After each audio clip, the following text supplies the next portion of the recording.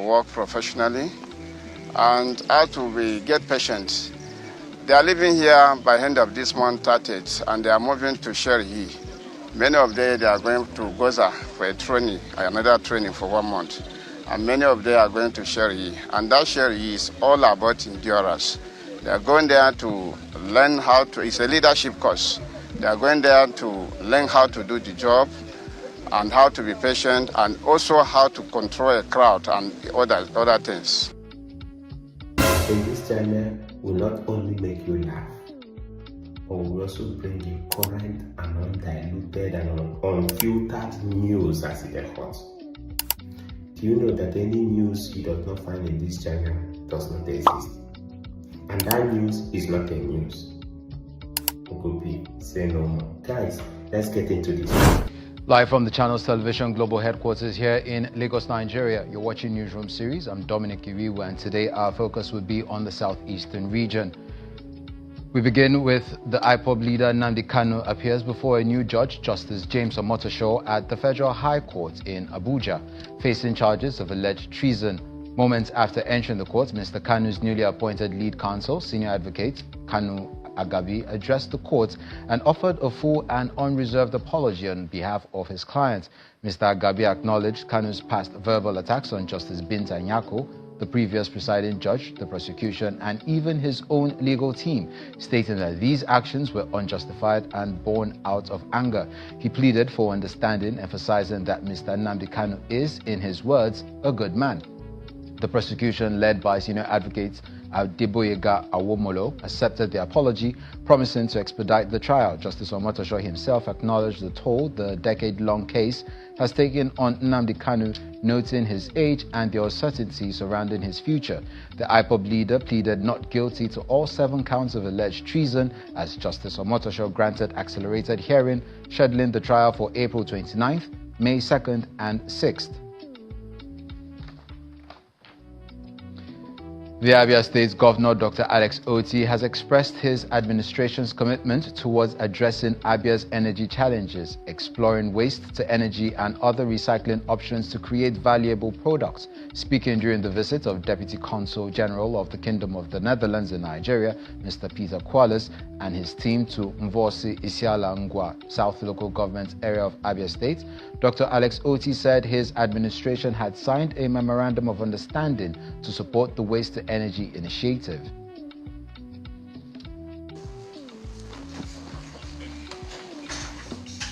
The Deputy Consul General of the Kingdom of the Netherlands in Nigeria, Mr. Peter Qualis, leads a team of officials of the embassy and the management team of Kaltani Company to Isiala Ngwa South Local Government Area to meet Abia State Governor Alex Otti. The visit is aimed at strengthening economic ties with the state and enhance bilateral relations, particularly in the areas of waste management, circular economy, and renewable energy. We thought that a better thing to do would be to cover the waste into the products that our products that they will require. What would those products be there to focus? People talk about this energy used for strong humans in very serious demand. This partnership is reiterated by Mr. Kula and private sector partners that will implement the Waste to Wealth initiative. Basically, what we are interested in is to learn more about your plant, your projects. How does the ecosystem look like? Are there areas where we could cooperate, where Dutch companies maybe could be of support, where we could help out, or where we could learn from Nigerian practices? So that's basically the reason why we are here today, looking for projects, looking for partners. This is just the first step. There will be follow-up meetings, and hopefully there will also be a follow-up mission going from Nigeria, interested companies and organizations, to the Netherlands to meet partners there. And that would be somewhere later this year, if I'm not mistaken. And to allow people know that, hey, there's value in waste. And we have some digital solutions where we're going to be empowering homes and individuals to earn money with their own waste. So it's a really exciting time to be in Abia. And all this would not be possible without His Excellency's vision for circular economy, His Excellency's vision for creating jobs and converting waste to wealth. It's a collaboration all parties are confident will help the state manage its waste effectively, sustain energy and recycling projects while creating wealth. Over in Anambra State, as part of the campaign to promote sustainable waste management in Okija community and in line with the public-private community partnership of the Governor Soludo administration, the Obi Jackson Foundation, in collaboration with the Okija Buenyi brothers, have stepped up on the environmental sanitation campaign, Keep Okija Clean.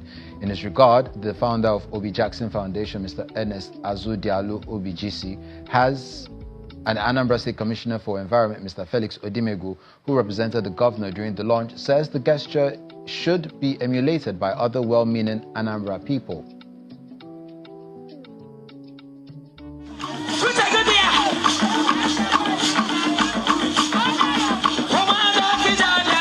Anambra State Government's public-private community partnership is once again being keyed into by those obeying Governor Chukwuma Soludo's call, this time in Okija, Ihiala local government area of the state, where sanitation equipment procured by the Keep Okija Clean initiative is on display, aimed at driving environmental and sustainable waste management in Okija and its environs. The waste management materials, including compactor, disposable trucks, operational vehicles, waste bins, were donated by the Obi Jackson Foundation in partnership with the Okija Buenyi Brothers Assembly as part of efforts to play the role as indigenous development partners with the state government.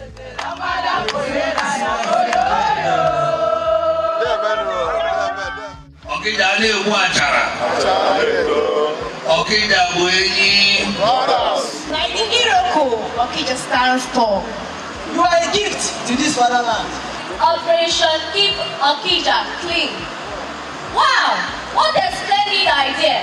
This invariably means that you want to bring your people near God. And cleanliness is next to godliness. Just for all this, peace. Waste management authorities in Anambra State describe the donation as a gesture that supports a clean, green, and livable Anambra State. Seeing what is here,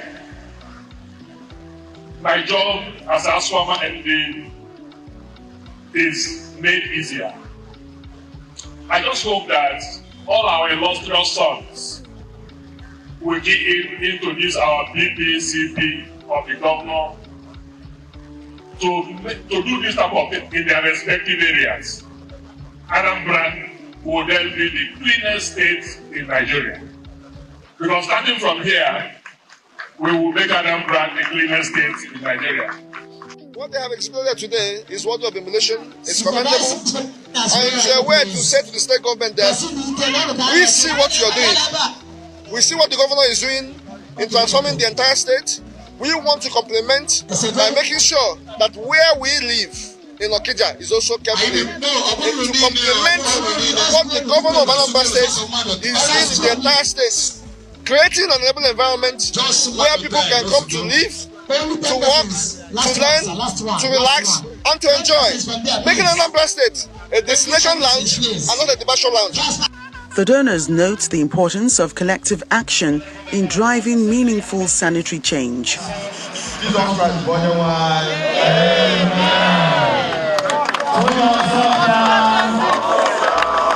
the Obi Jackson Foundation is pleased to announce the development of a properly engineered landscape for Okija and its environs. This will be a long-term solution to waste management, ensuring that we move beyond temporary waste disposal solutions to a more sustainable and environmental friendly approach. This landscape will not only help manage waste efficiently, but will also create additional job opportunities and foster a healthier environment for all. Aside from addressing waste management challenges, the initiative also hopes to create economic opportunities, as already over 100 street sweepers have been employed to kickstart the operation. Tomorrow is the 2025 World Water Day, a United Nations celebration which focuses on the importance of fresh water with special attention on Goal 6 of the Sustainable Development Goals, which seeks to ensure water and sanitation for all by 2030. Access to good water across all communities is one of the major priorities of the Anambra State Ministry of Power and Water Resources, which says it has made significant progress in restoring pipe-bore water to major cities. This is to ensure livable and sustainable communities, which includes running water in people's homes, one of the greatest essential commodities for human existence. The current administration says it's revolutionizing the Ministry of Power and Water Resources, as well as the parastatals under the ministry, so residents can have access to seamless water supply. Now let's get more on this as we are being joined on the program by the Commissioner for Power and Water Resources, Julius Chukwuemeka. He joins us via Zoom. A pleasure having you. Thank you immensely for having me. Now there's a lot going on in Anambra State in terms of infrastructure development, and one of the areas being prioritized is supply of clean water to communities. Now the governor just celebrated his 3 years in office. Now could you tell us about the achievements so far in terms of ensuring water availability in Anambra State? Okay, thank you so much for this wonderful question. Of course, I must say that Mr. Governor has done a whole lot in the water sector. First is that when we came in, we tried to establish a baseline in Anambra State. We had an inventory of the water facilities in Anambra to know where we are and how we move. Of course, if I borrow Mr. Governor's word, he will say that if you cannot measure it, you cannot improve it. You know, and from our watch inventory, we were able to observe that over 71% of the water facilities in Anambra as at 2022 were not functional. And the 29 that were functional were largely those being in private homes and those being managed by communities. And further, we were able to also identify the causes. Of course, one being the issue of power availability, and the other one being the management of the water schemes. You know, and of course, as at then, the State Water Corporation was moribund. The office was more like the den of lions then. So we had to start off this by designing a program that will actually tackle the major challenges. And what did we do? We designed a program that will cover the entire state. Anambra is a multi-city state, like we know. In Anambra, almost everywhere is an urban area. So we had what we call the statewide water revolution approach that will tackle both the urban area, the semi-urban and the rural areas in Anambra. Because, of course, a system is as strong as its weakest link, like Mr. Governor will always say. You know, so if water cannot run in the rural communities like Okuko and, Okuko, which is urban, but more like urban slum, Olumbanasa and Co., then that means water is not running in Anambra. You know, so in this design, part of what we considered is how we can have an energy mix in our water schemes, and how we can run the water scheme, in a more sustainable manner.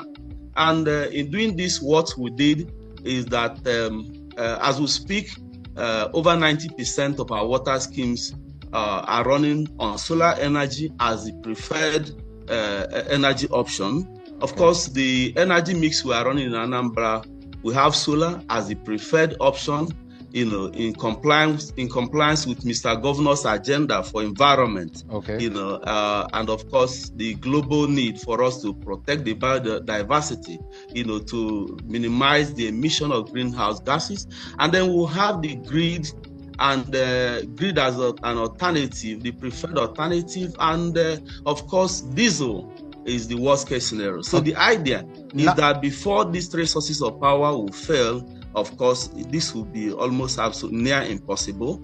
And of course, to tackle the issues around the management for the urban areas, we went into the age-long issue that the state was having with the staff of the corporation, and an act of court settlement was reached with the staff of the defunct Anambra State Water Corporation, which Mr. Governor already paid the first tranche of the arrears of their salary and pension.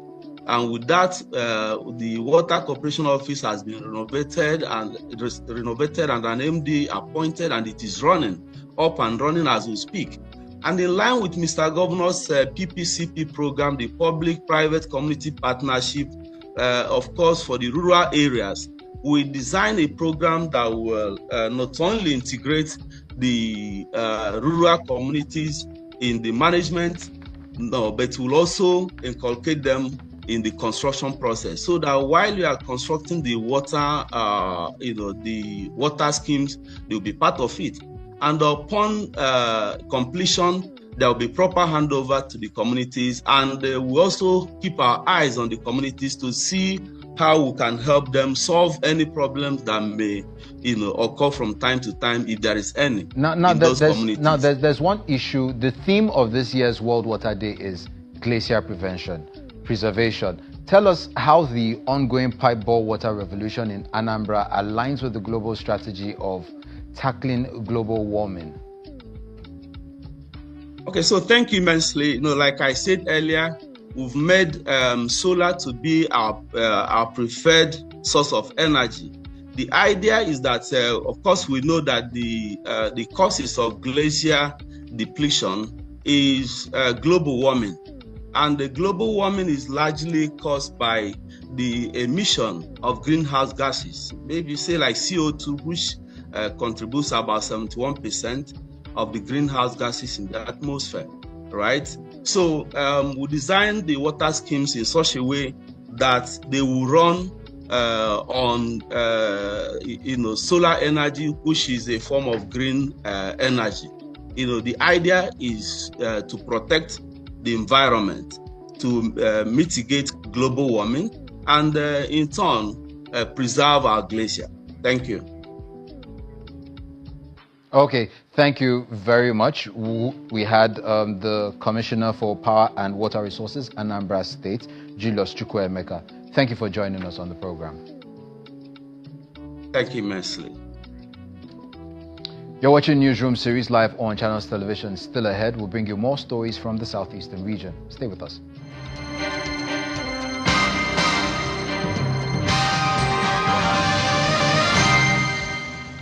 Welcome back.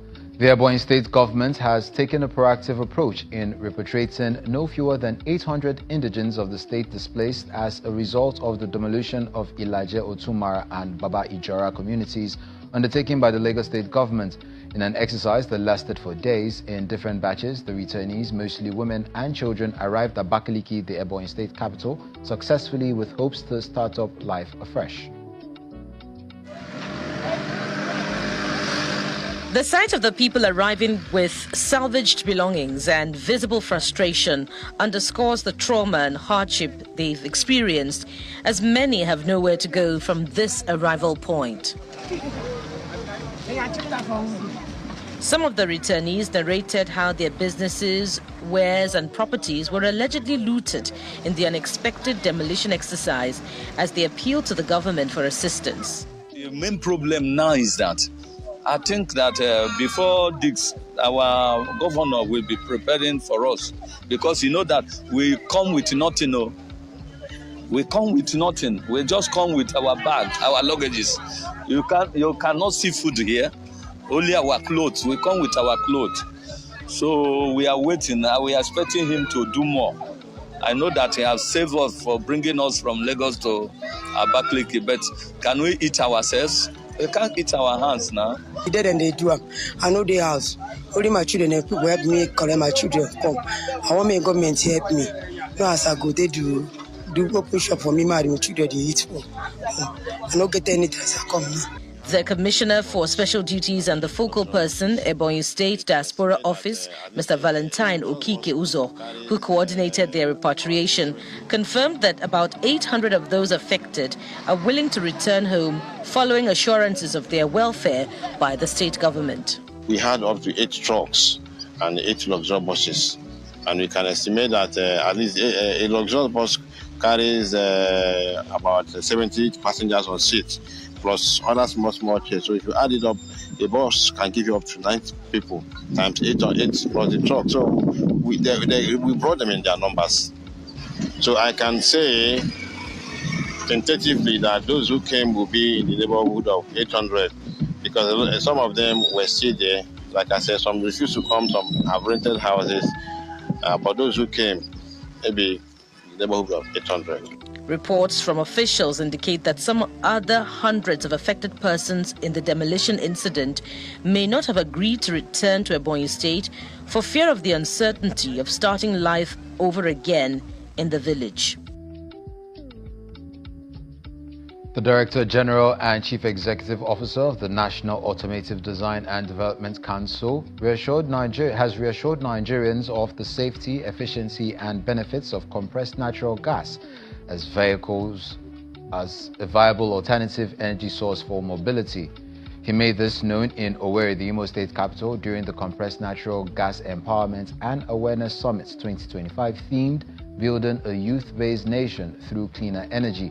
The summit aimed to create awareness, sensitize the public on safety standards and highlight regulations for the use of CNG-powered vehicles. Our correspondent, Eitope Kutaye, has the details in this report. Youth groups, associations and organizations gather in Owerri, the Imo State capital, for the CNG Empowerment and Awareness Summit 2025, organized by the National Automotive Design and Development Council. Addressing the audience, the NADDC Director General emphasizes the purpose of the summit, stressing the importance of transitioning to cleaner energy sources and debunking misconceptions about CNG technology. CNG is cheaper, is cleaner, is more affordable, and is sustainable, because Nigeria is a gas country. And that's why today we are putting together this summit, in order to sensitize us, in order to explain to all the value chain in CNG ecosystem. We put this together to advise our youth, to sensitize our youth about the role each one of us will play in this CNG initiative. The purpose of this summit is to create this awareness and sensitize the public on the safety, standards and regulation in use of CNG. Representatives from various organizations share their perspectives on the adoption of CNG vehicles and the need for enhanced infrastructure to support the transition. When you look at this gas CNG, it's very cheap. So when you convert from fuel to gas, you see the economy will be normalized. Those who are farmers in the forest, they will have the opportunity to bring their food to the developed cities. You understand me? But if the system is bad, the fuel is high, the food items will be very high.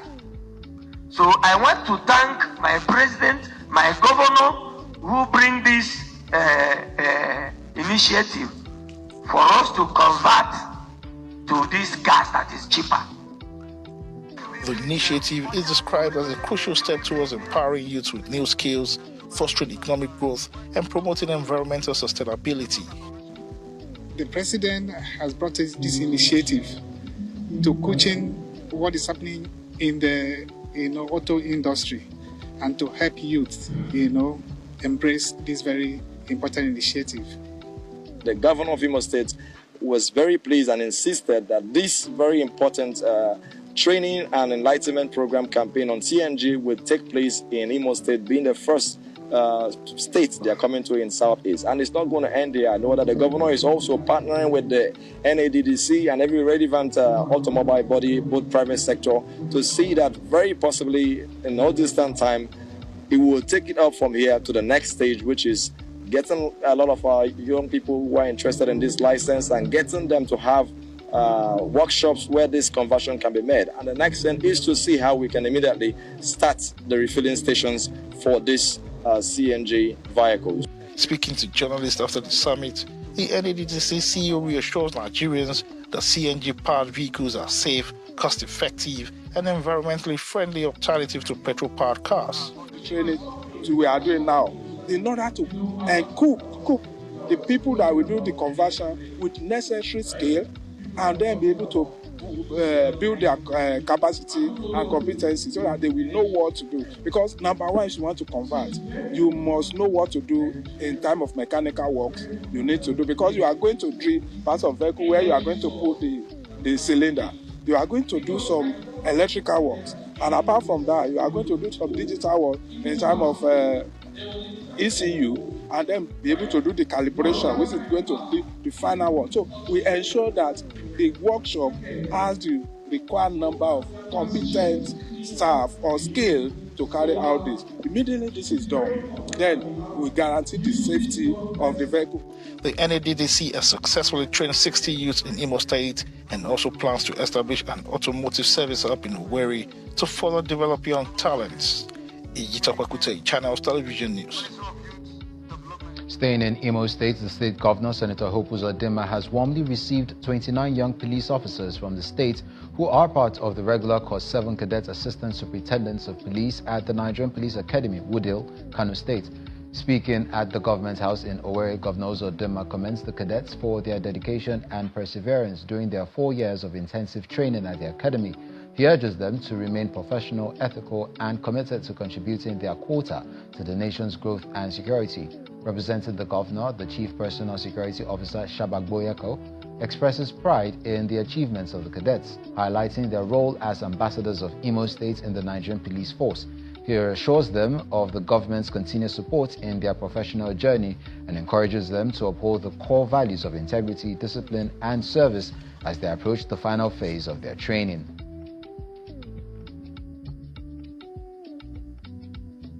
There will be challenges in the field, which are presently they are still undergo the training. And the lecturers in that training school with Delikanu and the instructors, they will be telling them, giving them the lecture how to go about the job, how to counter all the challenges they may cross, and also how to do their work professionally, and how to get patient. They are living here by the end of this month, 30th, and they are moving to Sherry. Many of them, they are going to Goza for a training, another training for 1 month. And many of them are going to Sherry. And that Sherry is all about endurance. They are going there to learn how to, it's a leadership course. They are going there to learn how to do the job and how to be patient, and also how to control a crowd and other things. And that's where we drop the anchor on today's edition of Newsroom Series.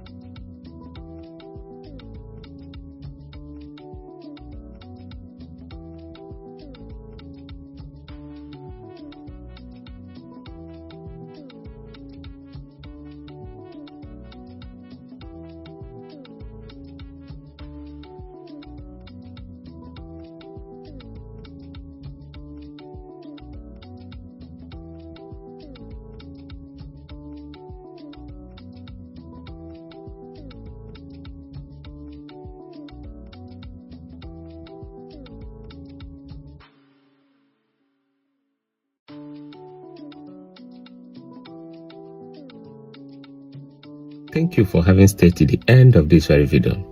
I'm glad you made it to the end. Please, can I ask you just for one more favor? Could you just give this video a thumb up? And please, have you subscribed to this channel? If you haven't, Biko, please, could you just subscribe to the channel and tap the notification button, so anytime I drop a video, you will be first to be notified. Thank you, and may God bless you. See you on the next one.